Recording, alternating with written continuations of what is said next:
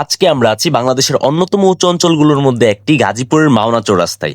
আমাদের এরিয়ার মেইন বাজার হওয়ার কারণে এখানে আমাদের প্রায় প্রতিদিনই আসতে হয়, কিন্তু একটু বৃষ্টি হওয়ার কারণে এইখানে সৃষ্টি হয়েছে জলাবদ্ধতা। বাংলাদেশের নিচু অঞ্চলগুলোতে তো প্রতি বছরই বন্যা হয়, এখন উঁচু অঞ্চলগুলোতে যদি এরকম হওয়া শুরু করে বৃষ্টি হলেই জলাবদ্ধতা, তাহলে কিছুদিন পরে এগুলাও ডুবে ডুবে নিচু অঞ্চলে পরিণত হবে।